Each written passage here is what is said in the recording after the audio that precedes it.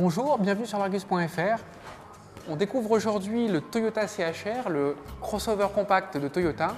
Et puis après un rapide tour du propriétaire extérieur, on va découvrir l'habitacle, c'est ce qui nous intéresse, c'est ce que la marque dévoile aujourd'hui.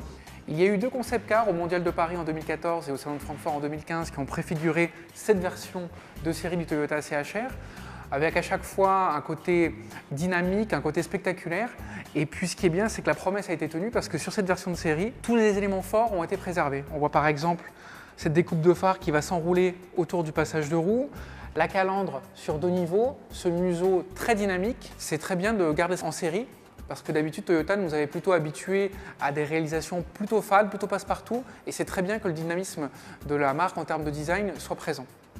Avec ses lignes très dynamiques et ses allures de coupé, le Toyota CHR fait immanquablement penser au Nissan Juke. Pourtant, son gabarit est plus grand, il faudra voir à l'étage supérieur, plutôt celui d'un Nissan Qashqai. Sa longueur est de 4,36 m et donc ça sera un positionnement un peu entre deux. Toute l'originalité qui est à l'avant et sur les flancs du CHR se retrouve aussi à l'arrière, avec cette partie qui n'est pas sans rappeler une Honda Civic, des phares très creusés, des épaulements qui donnent aussi beaucoup de dynamisme, une lunette très inclinée et un béquet de toit qui apporte de la sportivité. Puis maintenant, on va découvrir ce qui nous intéresse principalement aujourd'hui, c'est l'intérieur du Toyota CHR.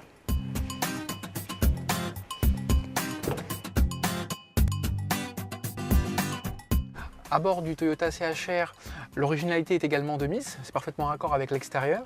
On a un tableau de bord organisé autour du conducteur, avec une console centrale légèrement tournée vers le pilote.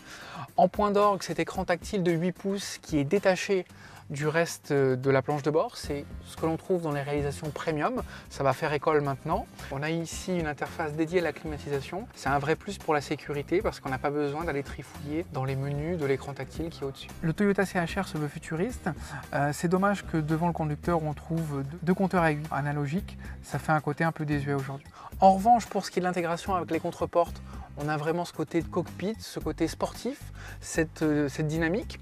Et puis au niveau de la qualité perçue, on sent que Toyota a poussé le curseur un cran au-dessus avec une finition ici qui imite le cuir et puis différentes strates. Donc c'est soigné, c'est un esprit quasi premium et c'est plutôt une bonne chose. D'après Toyota, cet univers et ces tableaux de bord du CHR sera repris sur les futures réalisations.